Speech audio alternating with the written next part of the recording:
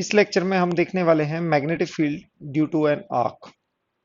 यानी कि हमें एक आर्क दिया हुआ है जो सबटेंड कर रहा है एंगल फाई, और current flowing in the arc is I. अब इस आर्क की वजह से सेंटर पर कितना मैग्नेटिक फील्ड होगा ये हमने कैलकुलेट करना है। तो बच्चों, हम यहां पर बायो सावर्ट्स लॉ यूज करेंगे, that is B equals to, in fact d B equals to mu naught by 4 pi I into d L cross r vector over r cube. इसका यूज लेंगे। आप यहां पर कोई भी पोर्शन कंसीडर कर सकते हैं, ये हम डीएल लेंथ ले सकते हैं। और सेंटर के लिए अगर हम आर वेक्टर देखें तो उसकी लेंथ होगी radius of the arc, radius होगा। और आप देखेंगे कि डीएल और आर के बीच में एंगल 90 डिग्री होगा। तो आप इसको डीबी को सिंप्लीफाई करके, यानी कि इसका मैग्नीट्यूड लिख सकते हैं आप mu naught I D l 4 pi, और साइन थीटा होगा तो आप यहां पर r sine 90 over r cube. यहां पर आर से आर कैंसिल हो जाएगा तो यहां पर डिनोमिनेटर में आर स्क्वायर आएगा और 90 डिग्री की वैल्यू 1 होगी। आपके पास वैल्यू मिल जाएगी mu naught I by 4 pi, that is d l over r square. ये वैल्यू मिल जाएगी। अब total magnetic field at the center आप निकालना चाहते हैं तो डीबी को इंटीग्रेट करेंगे। Mu naught I by 4 pi आपके पास कांस्टेंट है, और आर की वैल्यू रेडियस के बराबर होगी, तो that would be are square, और इंटीग्रल ऑफ डीएल, सिर्फ आपने इंटीग्रेट करना है डीएल को, यानी कि इसकी पूरी लेंथ को। अगर आप लेंथ के फॉर्म में लिखना चाहें, you can write mu naught I into 4 pi are into l, where L is the length of, L equals to length of arc. If phi यानी कि टोटल एंगल सबटेंडेड के फॉर्म में अगर लिखना चाहें तो हम बोल सकते हैं कि L equals to r phi, और आर फाई को इस वैल्यू में सब्स्टिट्यूट करेंगे तो आपको मैग्नेटिक फील्ड की वैल्यू मिल जाएगी म्यू नॉट आई। यहां पर आर फाई लिखेंगे आप 4 pi, it would be are square. 4 pi are square, R square को आप आर से कैंसिल करेंगे, आपके पास आ जाएगा mu naught I into phi over 4 pi are. ये वैल्यू आ जाएगी। तो आप फाई के टर्म्स में भी इसको याद कर सकते हैं, यानी कि फाइनल फॉर्मूला आपके पास b equals to mu naught I L by 4 pi are square, और you can say mu naught I by 4 pi are into phi. दोनों फॉर्म में हम याद कर सकते हैं। नेक्स्ट हम देखेंगे if your angle subtended by the arc is pi, यानी कि the arc will become semi circular. Semi circular arc होने पर मैग्नेटिक फील्ड क्या आएगा, यानी हमने मैग्नेटिक फील्ड को लिखा है mu naught I into l by 4 pi are square. इस फॉर्म में आप याद रख सकते हैं। और बच्चों, एल की वैल्यू आपके पास pi into angle into R, आप इससे रिप्लेस कर देंगे तो आपके पास आ जाएगा mu naught I pi are into 4 pi are square. ये वैल्यू आएगी। पाई से पाई कैंसिल हो जाएगा, आर से आर कैंसिल हो जाएगा, finally you will get the answer b equals to mu naught I, pi cancel हो चुका है तो यहां पर ये वैल्यू आएगी 4r। आप देख सकते हैं ये। दूसरी बात आती है डायरेक्शन किस साइड आएगा। तो अगर आप राइट हैंड थंब रूल से देखें, आप अगर कोई भी एलिमेंट कंसीडर करते हैं, ये एलिमेंट, तो इस एलिमेंट की वजह से मैग्नेटिक फील्ड कहां आएगा। राइट हैंड थंब रूल से ये आर वेक्टर हो गया, ये डीएल वेक्टर हो गया। ये डीएल वेक्टर है और ये आर वेक्टर है, डीएल क्रॉस आर करेंगे आपको राइट हैंड थंब रूल से ये आउट ऑफ द प्लेन दिखेगा, आउट ऑफ द प्लेन। तो आप किसी भी डीएल वेक्टर को देखेंगे, it will be out of the plane only, यानी कि कोई भी आप स्मॉल एलिमेंट ऑफ लेंथ लेंगे तो उसकी वजह से आउट ऑफ द प्लेन होगा, so you can say this B will be out of the plane. यानी कि इस पॉइंट पर अगर ये एक्स वाई प्लेन है, ये एक्स वाई प्लेन है, तो जेड एक्सिस में आपका मैग्नेटिक फील्ड आएगा। यू कैन से if this is x and this is y, then your magnetic field vector will be mu naught I by 4 r into k cap. This will be your magnetic field in vector form. Next अगर ये circular आपका loop consider करें तो यहां पर phi की value कितनी आएगी, 2 पाई। यानी कि आर्क को अब आपने लूप का फॉर्म दे दी, तो सर्कुलर लूप हो गया है। और यहां पर बी की वैल्यू हमने लिखी थी mu naught I over L by 4 pi r square, और यहां पर एल को आप रिप्लेस करेंगे 2 पाई r से। 2 पाई r से रिप्लेस करेंगे तो बी की वैल्यू आपके पास जो मैग्नीट्यूड ऑफ बी है into 2 pi r divide by 4 pi r square. Pi से पाई कैंसिल हो जाएगा, एक r कैंसिल हो जाएगा और 2 से 4 कैंसिल होके 2 देगा, mu naught I by 2r। ये वैल्यू आ जाएगी आपके पास। फिर बात करें हम डायरेक्शन की, तो आप कोई भी डीएल लेंथ लेंगे, डीएल वेक्टर लेंगे और ये आर वेक्टर लेंगे, इसको क्रॉस प्रोडक्ट करेंगे तो आप देखेंगे it will come out of the plane. ये आउट ऑफ द प्लेन होगा, तो आपका B vector will be, again you consider this x axis and this to be y axis, then b vector will be in the z axis, mu naught I by 2r into k cap। इस तरह से आपका magnetic field आ जाएगा loop की वजह से। Loop का direction निकालने के लिए एक और तरीका कर सकते हैं कि if your current is forming a loop, तो आप राइट हैंड की फिंगर्स को करंट की डायरेक्शन में कर्ल कर सकते हैं। तो आप देखेंगे राइट हैंड की फिंगर्स को अगर आप एंटी क्लॉकवाइज कर्ल करेंगे तो your right hand thumb will be in the outward direction. So if you curl the finger in the direction of current, right hand right hand fingers in the direction of current, then thumb will give you the direction of magnetic field। आप इस तरह से भी निकाल सकते हैं। Next, अगर आपका arc pi by two angle subtend करता है, this angle is pi by 2, so what will be the magnetic field at this point.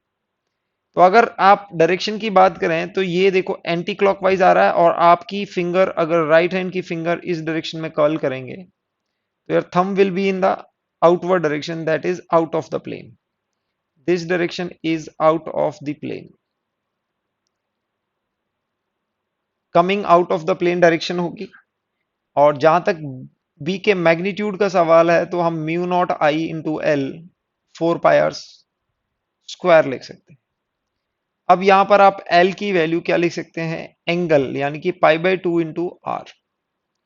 इसको रिप्लेस करेंगे म्यू नॉट आई एल की वैल्यू आप पाई r/2, और ये आपके पास 4 pi r square. r will cancel out, pi will cancel out, you will get b equals to mu naught I by 8r। तो आप quarter circle की वजह से भी मैग्नेटिक फील्ड निकाल सकते हैं। Again if you consider x और y, तो आपका magnetic field in vector form will be mu naught I by 8r into k cap हो जाएगा। ये आपका मैग्नेटिक फील्ड होगा। Based on the same concept, we have one question over here. A coil of 1 turn is made of wire of certain length. Then from the same length the coil of 2 turns is made. The same current is passed in both cases. The ratio of magnetic induction at their center. तो late से आपके पास L length का wire है, तो आप magnetic field लिख सकते हो, और इससे वन लूप बनाया गया है, तो आप बोल सकते हो L equals to 2 pi r, ऐसे लिख सकते हो। R की वैल्यू आपके पास L/2 पाई आ जाएगी। ये कर सकते हैं। तो अगेन आपको पहले क्या किया गया है, आपको वन लूप बनाया गया है, वन लूप में आप बी लिख सकते हो mu naught I into L upon 4 pi r²। ये इस तरह से लिख सकते हैं आप। तो आप आर की वैल्यू एल के फॉर्म में रिप्लेस कर सकते हैं, यानी कि mu naught I l over 4 pi, l को आप l square into 4 pi square इस तरह से लिख सकते हैं। So you will see your magnetic field is inversely proportional to length. आप 4 4 कैंसिल हो जाएगा, पाई कैंसिल हो जाएगा, you will get mu naught I into pi by L, ये वैल्यू हो जाएगी। This is B1, this is B1। In the second case आपने यहां पर टू टर्न्स बनाने हैं, यानी कि यू कैन से 2 टाइम्स ऑफ 2 पाई r, यानी कि 2 पाई r²। अब इसको हम स्मॉल r ले रहे हैं, इक्वल्स टू द लेंथ। इसमें भी लेंथ सेम है, तो यहां पर आप r की वैल्यू देखेंगे, r equals to L over 4 pi, इस तरह से आ जाएगा। अगर आप मैग्नेटिक फील्ड देखें, magnetic field due to one turn, एक टर्न से अगर आप बात करेंगे तो आपके पास आ जाएगा mu naught I L into 4r², ये लिख सकते हैं। r की वैल्यू आप यहां से रिप्लेस करेंगे, you will get mu naught I L 4 pi, r को आप क्या लिखेंगे, l ओवर 4 पाई का होल स्क्वायर।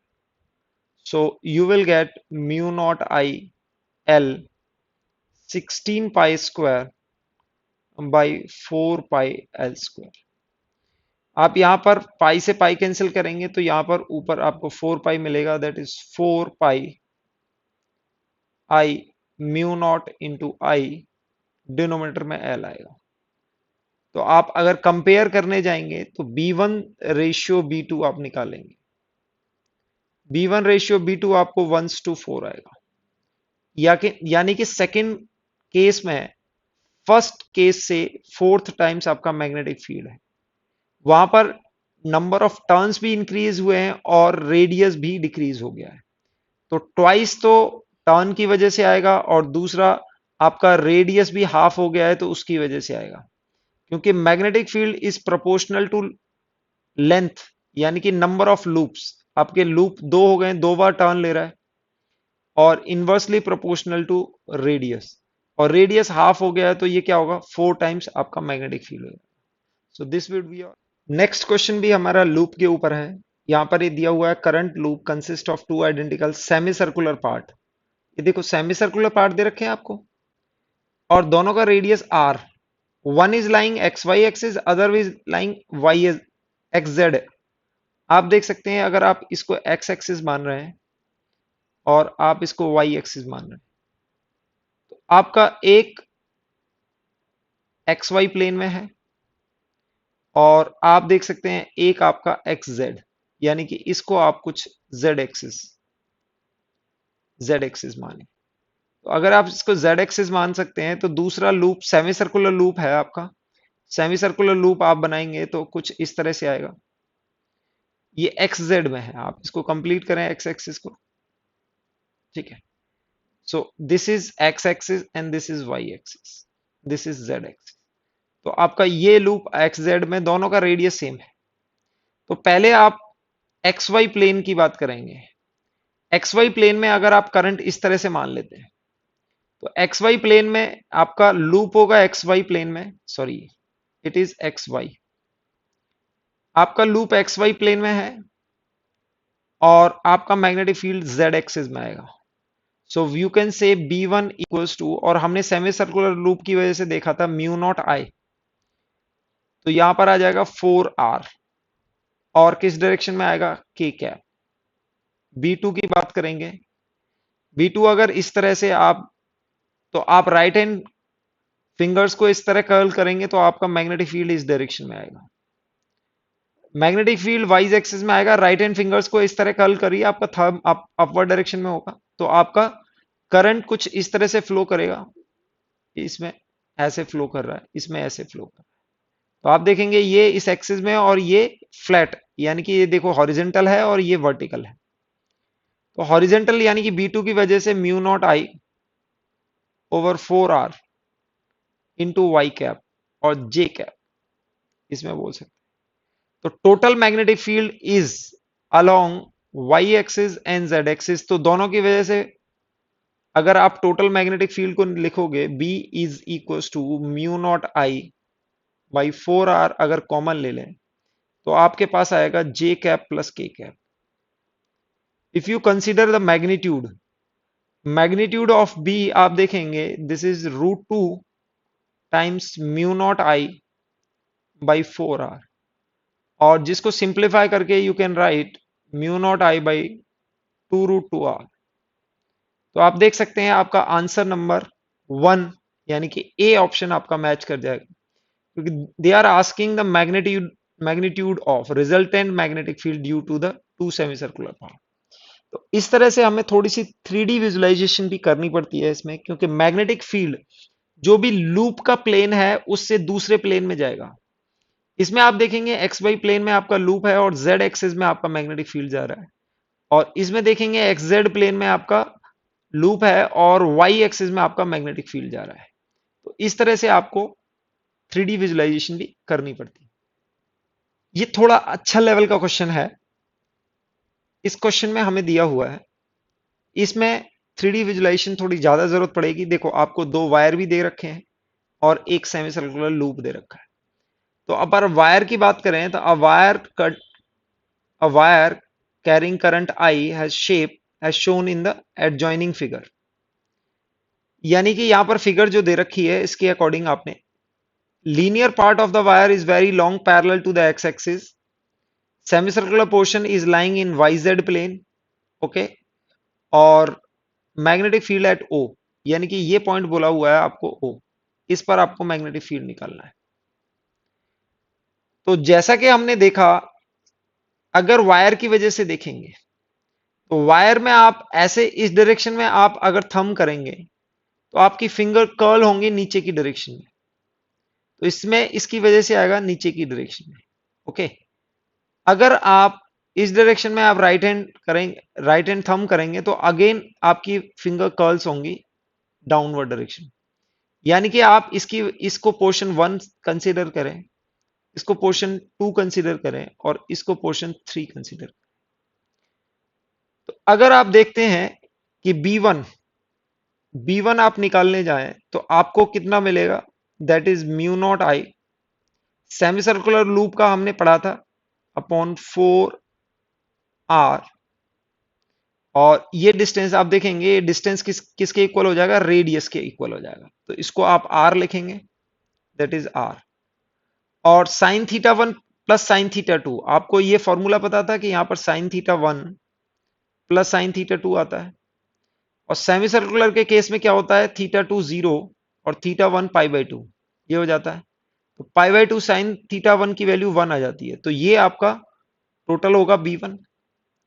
और अगर डायरेक्शन की बात करें, vector quantity will be in minus के कैप। आप राइट हैंड थंब से देख सकते हैं, आप थंब को इस डायरेक्शन में करेंगे तो आपकी फिंगर डाउनवर्ड डायरेक्शन में कर्ल होंगी, ओके। आप यहां पर देखें तो अगर आप थंब को इस डायरेक्शन में करेंगे, अगेन आपकी फिंगर डाउनवर्ड डायरेक्शन में कर्ल हो रही है, ठीक है। सो B2 भी आपका सेम डायरेक्शन में आएगा और उसका मैग्नीट्यूड भी सेम आएगा। आप बोल सकते हैं mu naught I by 4πR into minus के। बात आती है B3 यानी सेमी सर्कुलर पोर्शन की बात करें, सेमी सर्कुलर पोर्शन का mu naught I by 4R, magnitude तो ये लिख सकते हैं। बात आती है डायरेक्शन की, तो आप देखेंगे ये XZ प्लेन में है, सॉरी ये YZ प्लेन में है, तो अगर राइट हैंड फिंगर आप इस डायरेक्शन में कर्ल करेंगे तो आपका -X डायरेक्शन में आपका जाने वाला है मैग्नेटिक फील्ड, तो ये माइनस आई कैप, ये हो जाएगा माइनस आई। अब मैग्नेटिक फील्ड को आप कैलकुलेट करके ले सकते हैं, टोटल मैग्नेटिक फील्ड हो जाएगा आपका mu naught I by 4π 4R into minus I plus 2 times of mu naught I by 4 pi are into minus k. यहां पर आप देखेंगे mu naught I by 4 pi R common आ रहा है, तो म्यू नॉट आई, अगर पाई को आप कॉमन लेते हैं तो आपके पास यहां पर पाई इंटू आई कैप माइनस, और यहां पर -2 के कैप, माइनस बाहर आएगा आपका minus times mu naught I by 4 R, और यहां पर pi times I cap plus 2 times K. तो इस ऑप्शन को मैच करने वाला ऑप्शन आप देखेंगे तो आंसर आपका 1 आ जाएगा, तो आंसर वुड बी 1। तो इसका किस डायरेक्शन में आएगा, यानी कि माइनस आई माइनस के डायरेक्शन में, माइनस आई और माइनस के डायरेक्शन में, दो डायरेक्शन में आपका मैग्नेटिक फील्ड आ रहा है। ये क्वेश्चन बड़ा फेमस क्वेश्चन है, ये कई बार पूछा जाता है। क्वेश्चन में दिया हुआ है straight conductor carrying current I splits into two parts as shown in the figure. The radius of the circular loop is R. The total magnetic field at center P at the loop. यानी कि यहां से current आता है और ये दो part में डिस्ट्रीब्यूट होता है, I1 एंड I2, और फिर यहां से एग्जिट होता है। तो आप इस पॉइंट पर आपको P पर बताना है कि मैग्नेटिक फील्ड कितना होगा। तो फर्स्ट ऑफ ऑल अगर हम लूप को देखें, लूप को अगर देखें तो यहां से मैग्नेटिक फील्ड आ रहा है, यानी कि यहां पे एक करंट आ रहा है और यहां से करंट आ रहा है। ओके, I1 और ये I2 ऐसे देख सकते हैं, और ये आपका सेंटर हो गया विच इज P। तो अगर आप देखेंगे कि I1 की वजह से इनटू द प्लेन आएगा और I2 की वजह से आउट ऑफ द प्लेन आएगा। So let's say for simplicity मैं इनको x और y एक्सिस मानता हूं, this is x axis and this is y axis, तो out of the plane z axis हो जाए। तो हम बोल सकते हैं, देखो इस, अगर ये लॉन्ग स्ट्रेट वायर भी हैं, so they are, the point is lying along the wire only, तो आपका dl क्रॉस r, जैसा कि हमने बताया था कि अगर वायर की लाइन में ही कोई पॉइंट है तो उस पर क्या होगा, मैग्नेटिक फील्ड जीरो होगा। तो आप देखेंगे इन दोनों वायर्स का कंट्रीब्यूशन तो जीरो हो जाता है। पॉइंट आता है इनका कंट्रीब्यूशन कितना है, ठीक है। तो हम for simplicity we can write that, ये देखेंगे ये एंगल 3 पाई बाई 2 होगा और ये पाई बाई 2। ओके, सो हमने आर के लिए लिखा था कि B इक्वल्स टू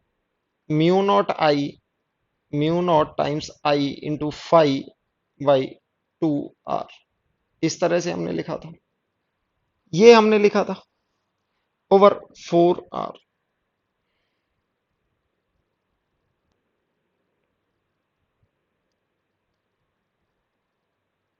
हमने B को लिखा था B equals to mu naught I over into 5/4 pi R, इस तरह से ये हमने लिखा था।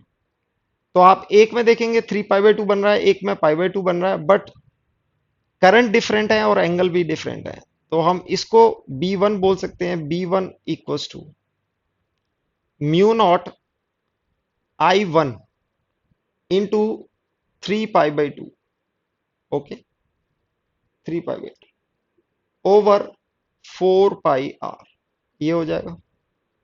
अगर इसको I1 को हम माइनस के कैप बोल देते हैं, क्योंकि ये इनटू द प्लेन होगा, इनटू द प्लेन आप देखेंगे ऐसे फिंगर कर्ल करेंगे तो इनटू द प्लेन आएगा, और I2 की वजह से यानी कि B2 will be out of the plane, mu naught by 4 pi R, और ये आएगा I2 into pi by 2 into plus K cap, ये आ जाएगा।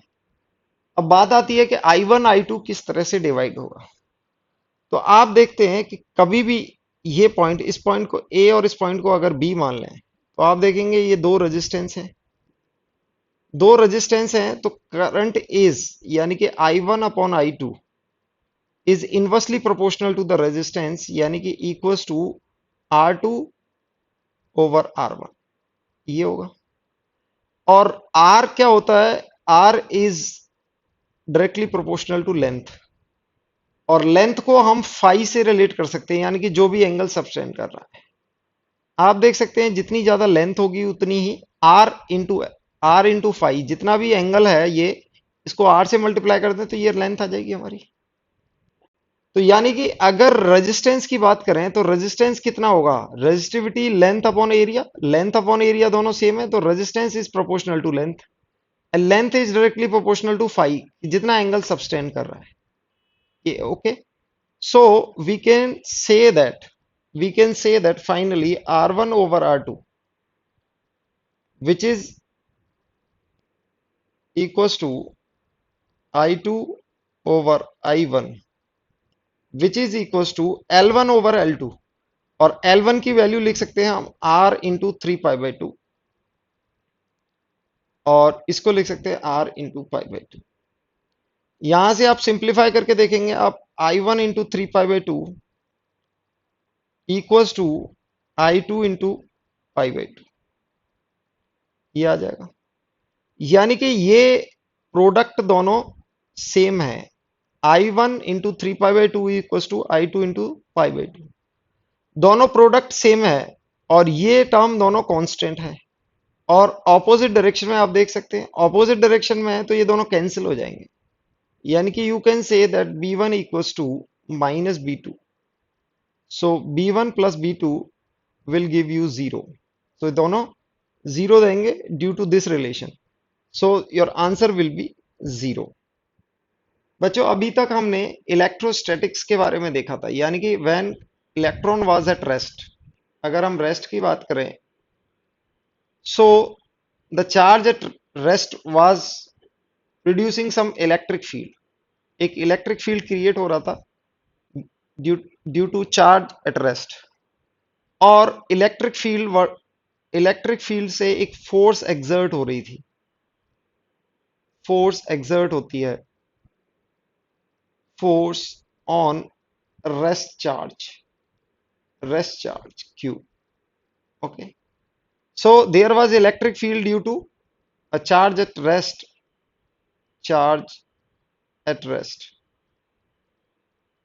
The electric field was the resultant of charge at rest, and electric field was exerting a force on the charge at rest. But dynamics में क्या होता है कि अगर आपका चार्ज मूविंग है, when charge is in motion, charge अगर motion में होता है, moving charge produce a magnetic field, and there is a force on moving charge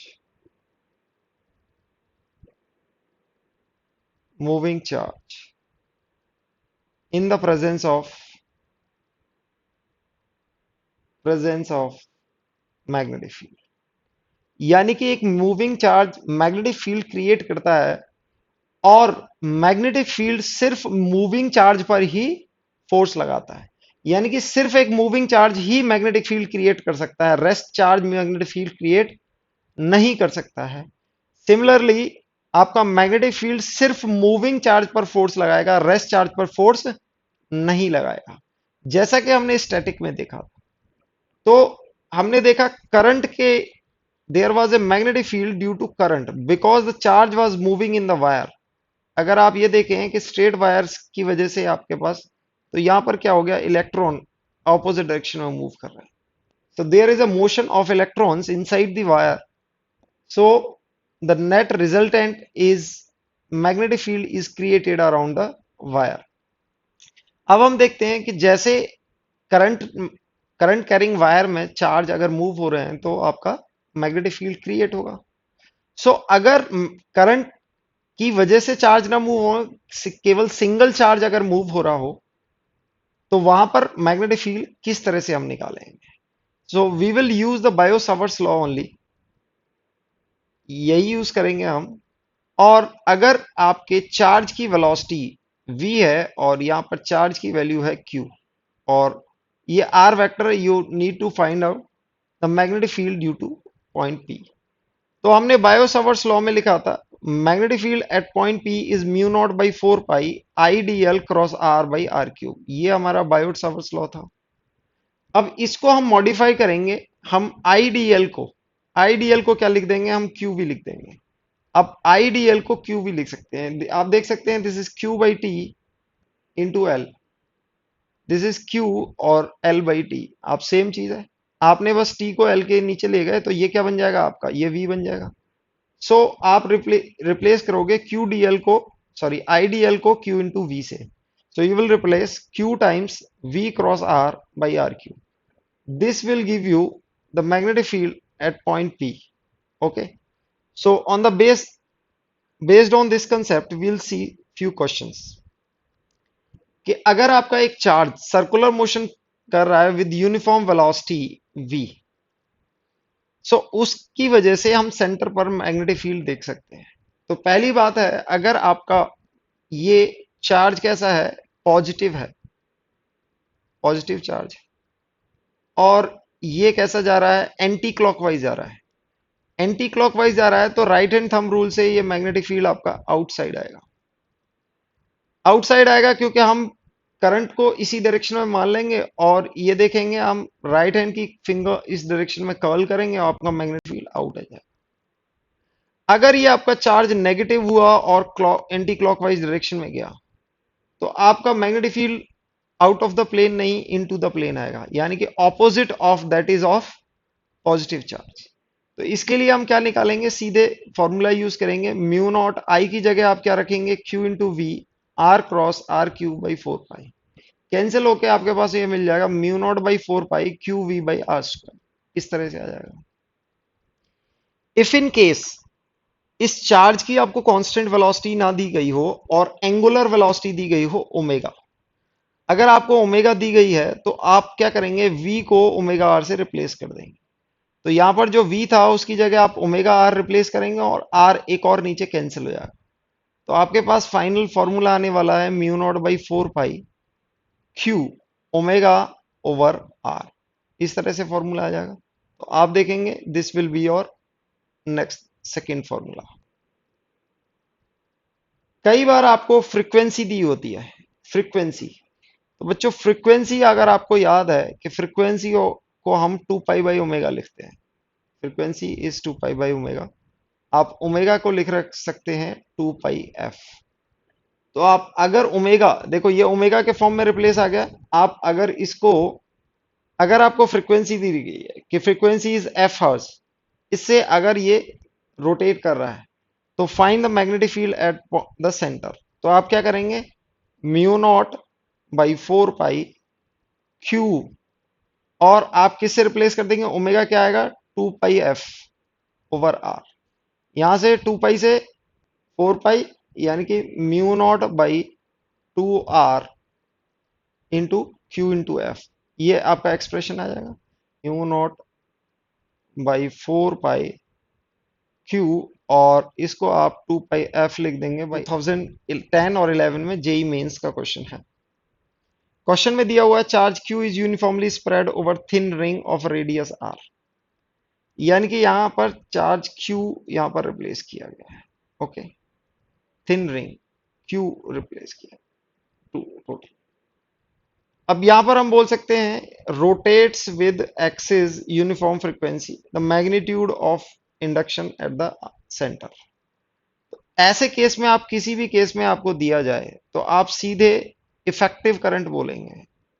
effective current आप याद रखेंगे क्यू इंटू एफ, और आप मैग्नेटिक फील्ड लिखेंगे म्यू इंटू आई ओवर, अगर यहां पर करंट आई होता तो ये होता 2 R, magnetic field at the centre is mu naught I by 2 R, और आई की जगह क्या आ जाएगा, I effective.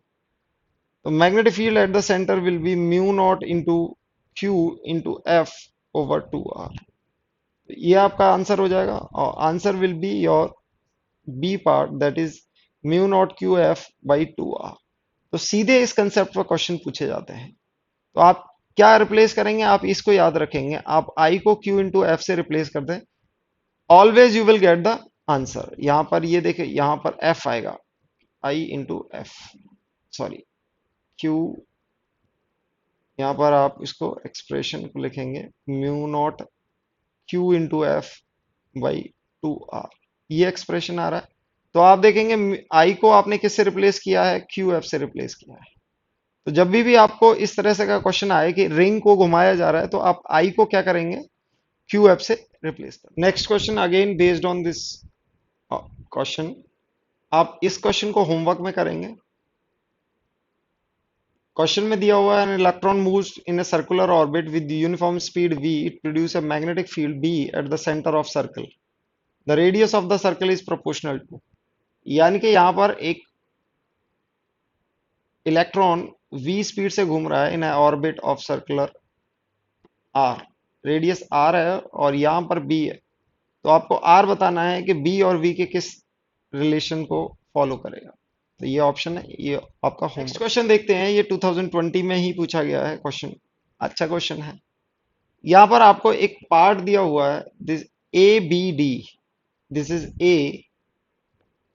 A B D M N C, यानी कि इस तरह से आपका एक वायर है, आप देख सकते हैं carrying a current I, A, B and C part are straight and long and right angle and D wire is from DMD, DM and D एक सर्कुलर है, BC and are tangential at M and N।